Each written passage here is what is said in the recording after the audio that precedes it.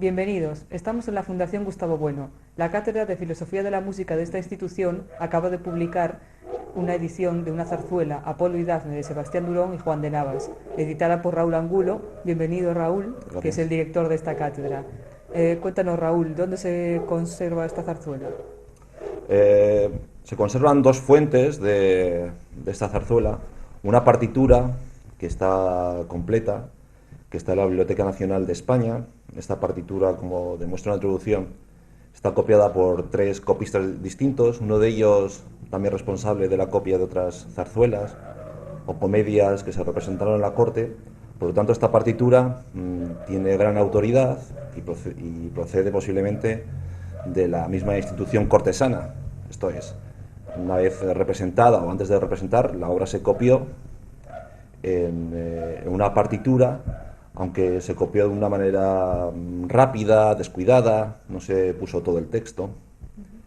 Y luego hay otra fuente, en una colección de cantatas y de tonos, que es de 1737, que yo le llamo el manuscrito Lera, que fue compilada por un franciscano, creo, un religioso, que se llama Lera, que es un conjunto de cantatas y de tonos, que hay una parte, una tonada que se llama Cristal Apacible, recopilada, pero para representarse en la cámara, es decir, lo que diríamos hoy día en un concierto, en una academia, ¿no? Separada de de la zarzuela.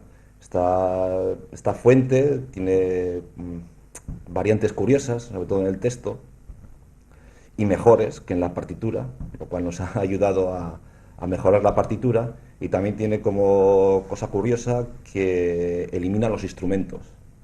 Es decir, esa tonada que se llama Cristal Apacible en el original es con oboes y un coro, y está cantada por Dafne, y en el manuscrito Lera es solo para voz y el acompañamiento continuo.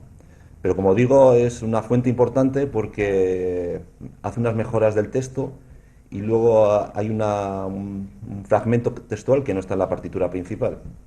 Porque la partitura principal, uno de los problemas que tiene es que los copistas, al copiarlo de modo apresurado, no copiaron todo el texto. Y es una de las dificultades que hemos tenido a la hora de editar la música. Ajá. ¿Y cuándo se representó por primera vez esta zarzuela? Bueno, ¿Cuándo y dónde? sí.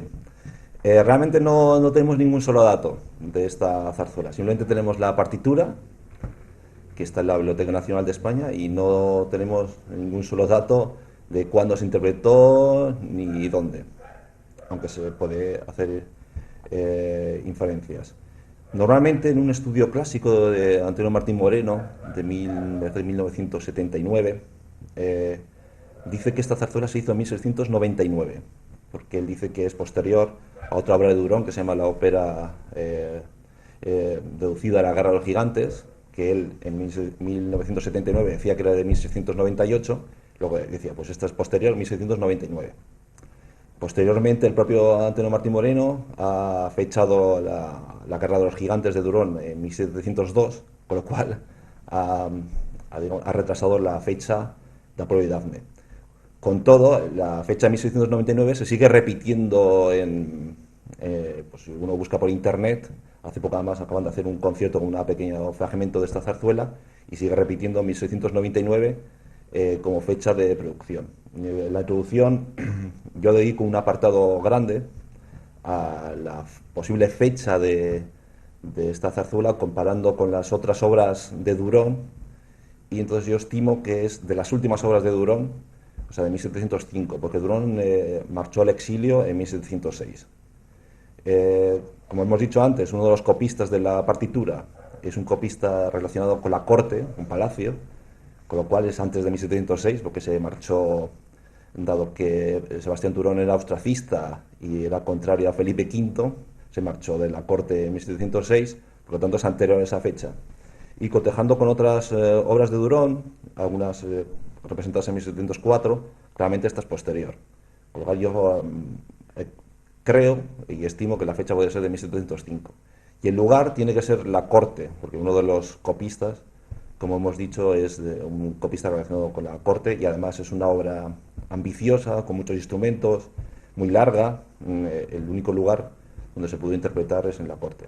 De hecho, por ser tan larga y tan ambiciosa, luego no se interpretó en los teatros públicos, porque algunas obras de Durón, que son más cortas, que requieren menos cantantes, se empezaron a representar en los teatros públicos madrileños a partir de 1710. Esta obra, como otra obra de Durón que se llama Coronis, que también es muy grande y es ambiciosa, no se pudo representar en los teatros públicos porque requiere demasiados cantantes e instrumentos.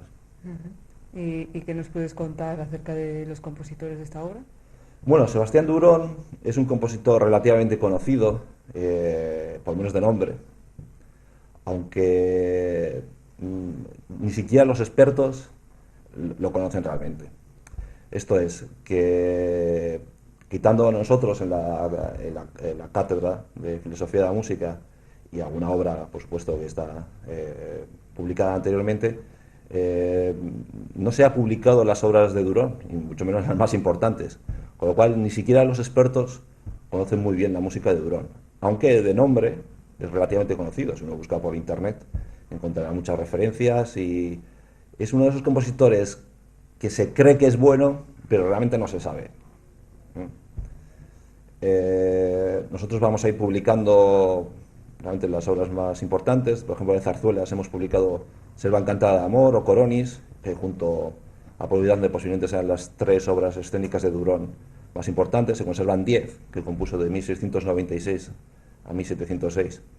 De la música sacra se conserva menos por culpa del propio Durón, porque cuando se marchó al exilio a Francia ordenó que se le remitiesen todas sus obras en cajas.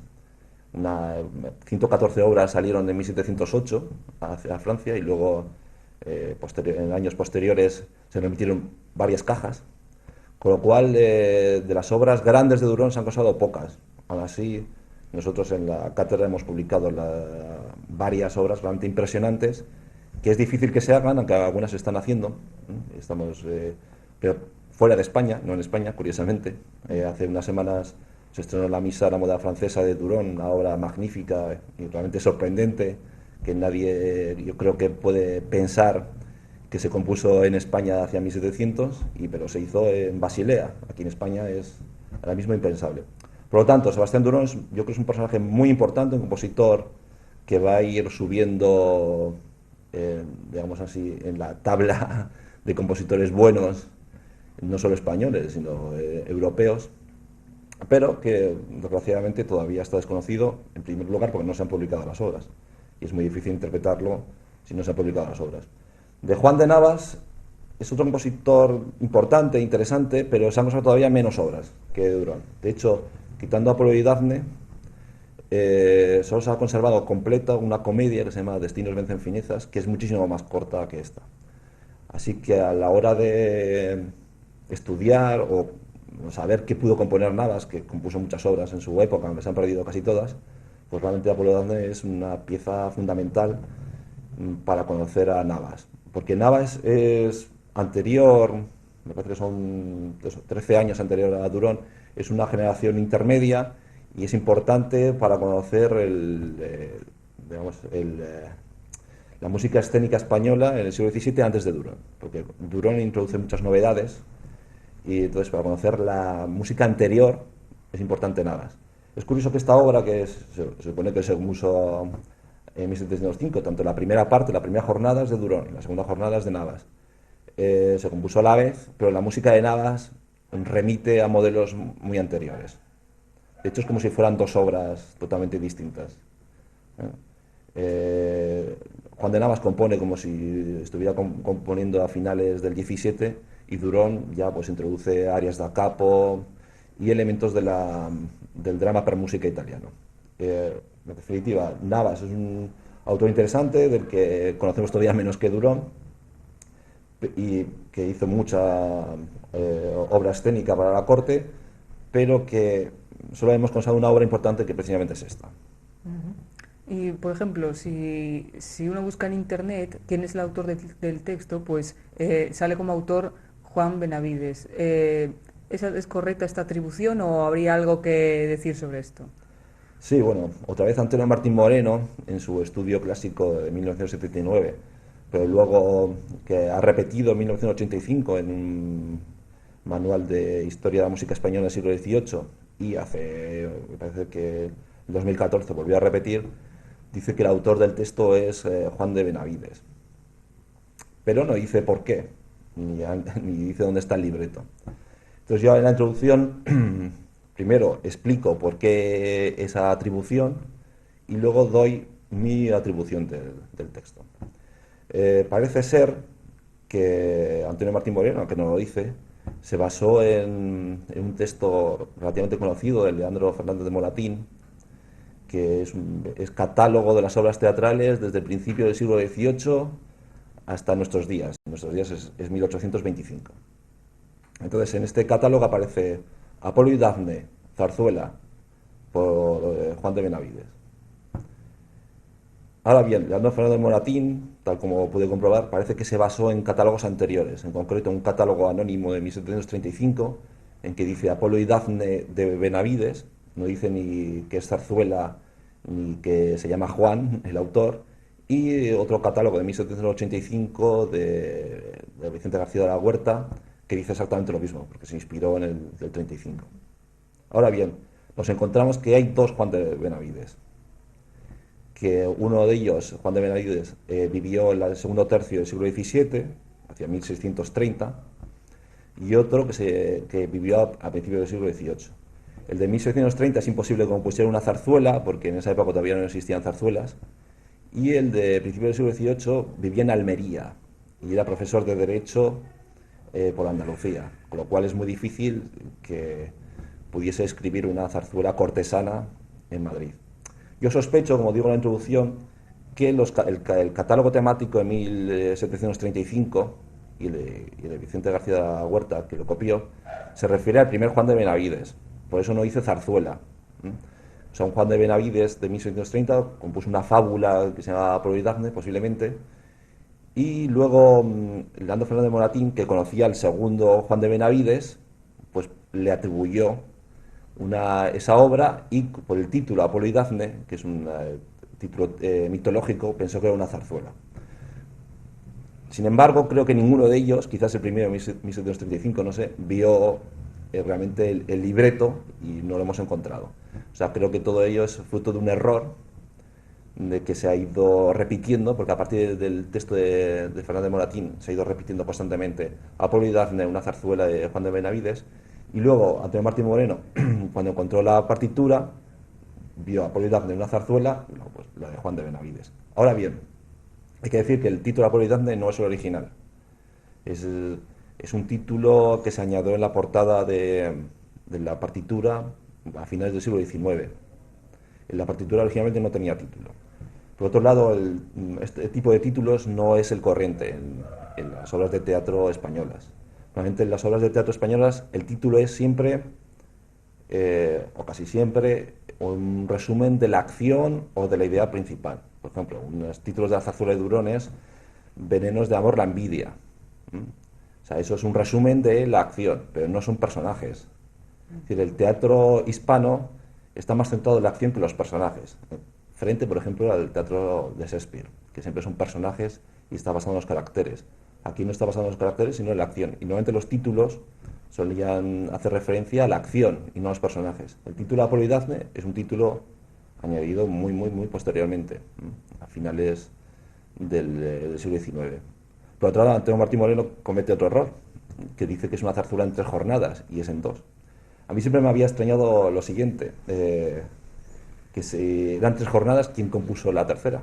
Porque siempre lees los artículos y decía Apolo y Dafne, zarzuela en 3 jornadas. La primera jornada, música de Durón, la segunda de Navas, y la tercera, pero eso se repite constantemente. Resulta que no es en 3 jornadas, es en 2 jornadas. Es en 2 jornadas. Pero la mano esa del siglo XIX puso en el título Apolo y Dafne, zarzuela en 3 jornadas. Y añadió de 3 jornadas, hemos dicho que había 3 copistas. Pensó que era 3 jornadas porque el cambio del segundo al tercer copista, él pensó que era un cambio de jornada, pero simplemente es un cambio de copista. Y por otro lado, ¿cuál es el argumento de esta zarzuela? Bueno, esta zarzuela, el argumento es el argumento mitológico muy conocido de Apolo y Dafne. Aunque, como es muy habitual en el teatro hispano, está totalmente transformado, casi es irreconocible. El argumento mitológico original, que encontramos en las Metamorfosis de Ovidio, es que Dafne rechaza a Apolo y huye de Apolo, y entonces para huir de sus requerimientos amorosos, pues pide ser convertida en árbol, que es símbolo de la esquivez y de la frialdad de corazón, y prefiere transformarse en árbol antes que entregarse a Apolo.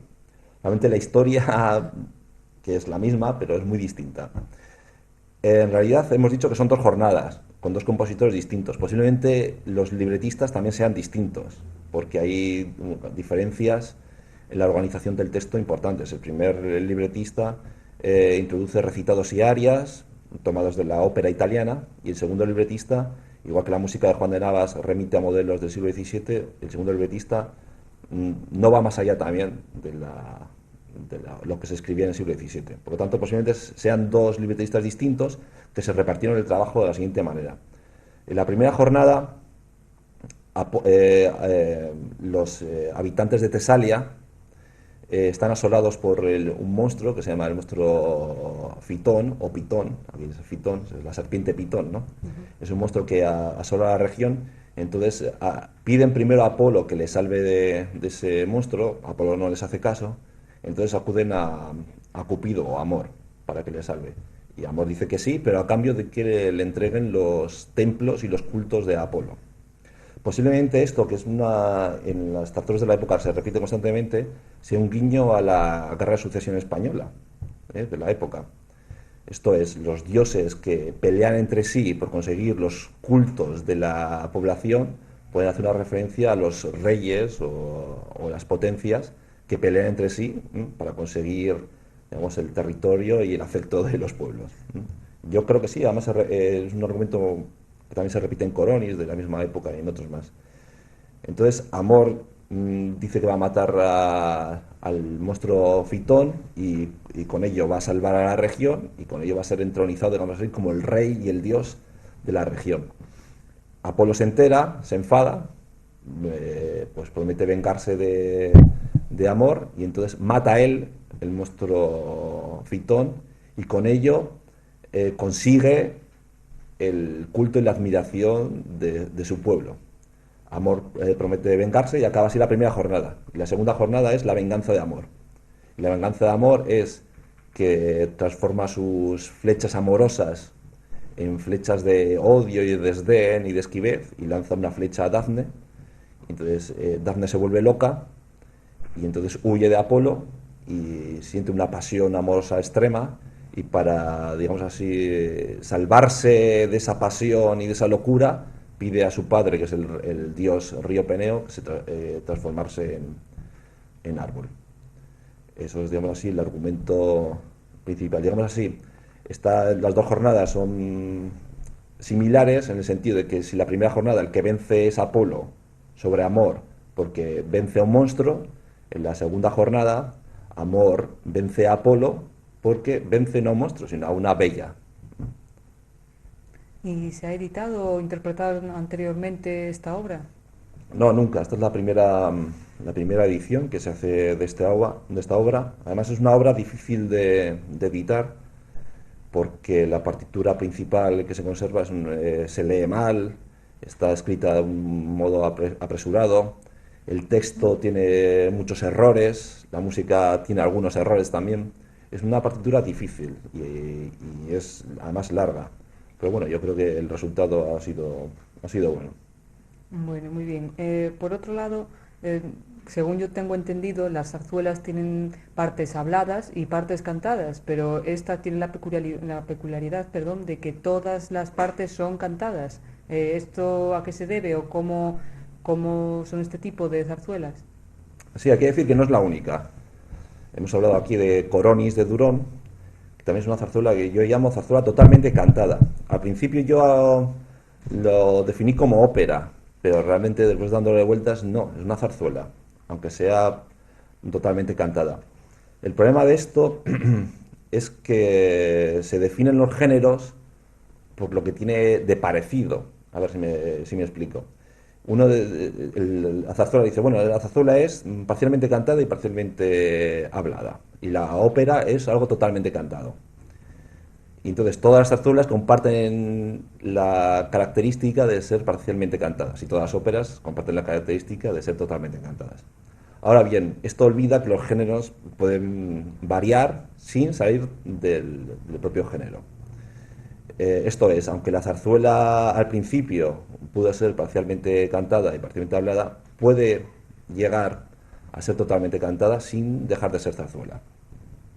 Eso es lo que se hace difícil de explicar, pero que es así.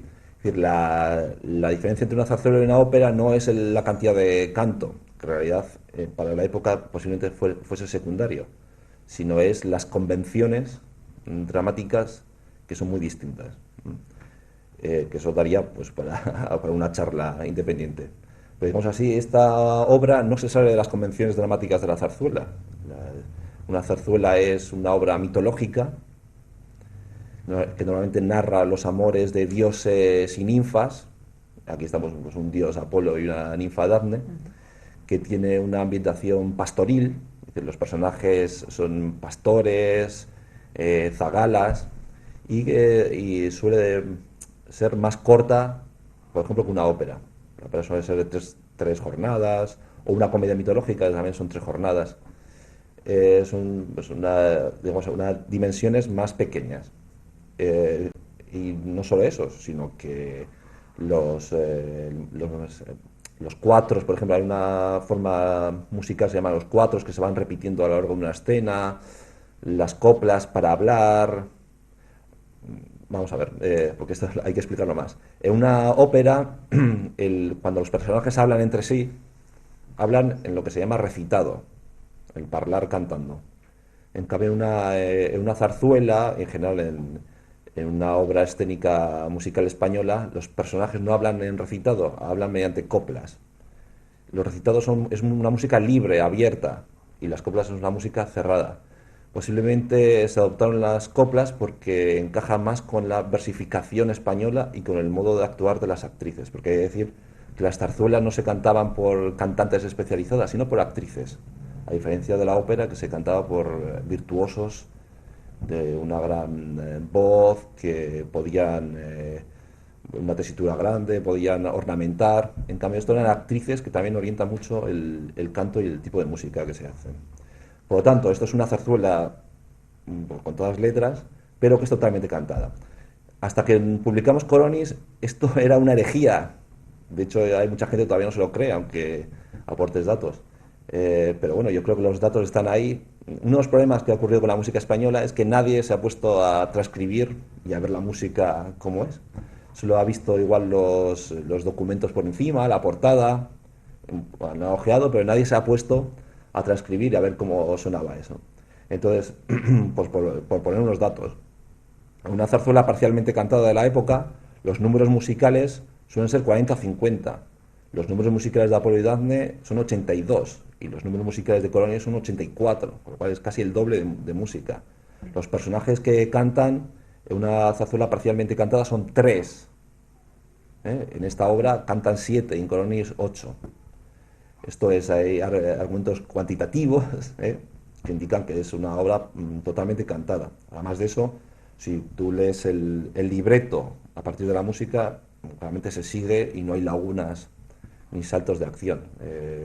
Realmente es una obra totalmente cantada. Posiblemente esto se debe a un interés de la época, aunque posiblemente también décadas anteriores, de la nobleza y la corte española por hacer un teatro que fuese similar al de las otras cortes europeas, que habían adoptado el drama per músico italiano para representar su magnificencia, pero haciendo entonces un teatro totalmente cantado como en otras cortes, pero utilizando las convenciones dramáticas del teatro español y también el sistema de producción español. El sistema de producción español es empleando actrices de los teatros públicos y no virtuosos cantantes.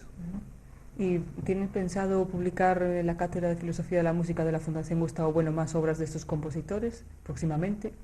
Sí, de Durón hemos publicado, esta es la tercera obra escénica que hemos publicado de Durón. De Durón vamos a publicar la obra completa, hasta que podamos. El 2016 cumple el centenario de la muerte de Durón y yo creo que para el 2016 habemos publicado igual 2 o 3 zarzuelas más de Durón y sobre todo música religiosa. Y así ya para terminar, ¿qué recepción cree que tendrá esta obra en recepción inmediata en nuestro país, en otros países? ¿Cómo es la situación de esta línea editorial en general? O sea, que este tipo de publicaciones tienen público, ¿no? Público académico, público más mundano. ¿Qué nos puede contar sobre esto? Bueno, yo creo que hay que distinguir dos tipos de público en principio. Bueno, se podría hacer más distinciones, pero bueno, lo que nosotros vemos, hay dos tipos de público para nuestras ediciones. Uno que son los músicos y otro que son las bibliotecas, que tienen intereses muy distintos. En principio nosotros estamos orientados más bien a los músicos y trabajamos más con músicos y queremos que nuestras ediciones sean instrumentos que sean útiles a los músicos, esto es, que puedan interpretar las obras a partir de nuestras ediciones. Ahora bien, los músicos tienen también sus propios intereses. Y entonces los intereses que tienen los músicos, sobre todo en España, pero también fuera de España, es hacer obras que no sean demasiado caras y fáciles de hacer. Esto es, hacer una obra como Apolo y Dafne, que por ejemplo el primer acto dura 50 minutos y el segundo acto, jornada, dura 80 minutos y requiere una orquesta importante y unos cantantes importantes, pues es difícil que los músicos se lancen a ello si no tienen una subvención asegurada e importante. Es algo, por ejemplo, que sucede mucho en Francia. En Francia, las óperas francesas, bueno, que no son óperas, probablemente son tragedias líricas, porque la ópera realmente es, habría que decir, la ópera italiana. Las tragedias líricas francesas del siglo XVII y principios del XVIII están financiadas por el Estado y entonces hay unos grupos que los hacen, que son pues, algo muy muy caro, pero eso lo financian. La Gander francesa pues se lo permite y además lo subvenciona para que los demás queden admirados. Aquí en España pues evidentemente no va a suceder, no hay dinero, bueno, ni interés realmente, porque dinero habría si se quisiera, no hay interés y por supuesto a medio plazo y ni siquiera a largo plazo no se va a interpretar. Quizás se interprete algunos fragmentos aislados. Y en el extranjero, esta obra tampoco creo que tenga entre los músicos una recepción importante porque está en español. Y no solo está en español, sino que sigue unas convenciones que son muy distintas a la ópera italiana, que es la que estábamos acostumbrados. Y entonces es difícil, bueno, primero que, pues imagínate, un público alemán pues escuche una zarzuela barroca española con esas metáforas, ese juego de palabras, ese conceptismo, no pillarían, realmente. Y aquí en España también sería incluso difícil, pero no, se podría. Pero luego, en el caso de las bibliotecas, que es, pues, por ejemplo, para conocer el repertorio, para hacer estudios sobre teatro del siglo de oro, eso hay más recepción, ¿eh? Eh, pero en el extranjero, no en España. Curiosamente, nuestros principales clientes son bibliotecas normalmente alemanas y norteamericanas. Pero en España no, que yo sepa, ninguna biblioteca ha comprado nunca una edición nuestra. No hay ningún interés, se piensa que es música inferior, que es música mala, en definitiva. Y no hay ningún interés. En Norteamérica hay más interés porque piensa que la música española, incluyendo también ahí la mexicana, es algo suyo, es algo de su pasado. Por ejemplo, en California nos compran bastante. Y luego los alemanes también compran bastantes ediciones. Hay algunas universidades alemanas, pero también por ejemplo, en Nueva York, que se especializan, por ejemplo, en música y lo quieren tener todo de todo, venga de donde vengan. Entonces eso sí que compran bastante. Y entonces es lo que salva estas ediciones y al menos permiten pagar la edición en papel. Bueno, Raúl, pues muchas gracias por tu presencia aquí una vez más. Creo que pronto volveremos a verte porque el próximo mes de octubre presentarás una nueva edición y bueno, esperemos que esta obra adquiera más difusión de lo esperado y que la medida de lo posible se mantenga la situación hasta ahora. Yo no soy tan optimista. De hecho, bueno, voy a contar una anécdota curiosa para que se vea cómo los falsos datos se perpetúan aunque hagas lo que hagas. Hemos dicho que alguien dijo que el autor del texto era Juan de Benavides. Entonces, como en algunos artículos aparece J. Benavides, pues si uno va a la Wikipedia, el autor es José de Benavides. Y a partir de ahí, ya seguido el rastro, pues muchísimos artículos, incluso académicos, ya el autor del texto es José de Benavides. Es un problema de Internet y también de que sean temas tan poco conocidos. Yo, además lo sé por experiencia previa, yo ya sé que diga lo que diga, se va a mantener ciertos datos falsos, se van a mantener más allá de lo que diga en la edición, porque unos se citan a otros, se repiten, además uno por ejemplo ve dos artículos que dice que el autor es de Juan de Benavides y uno que dice que no, pues dice, bueno, si dos dicen que sí y uno dice que no, pues yo me fío de los que dicen que sí. En fin, eso yo soy muy escéptico, pero bueno, ahí está el trabajo. Bueno, pues muchas gracias una vez más, Raúl. Esperamos que les haya interesado esta presentación y hasta pronto.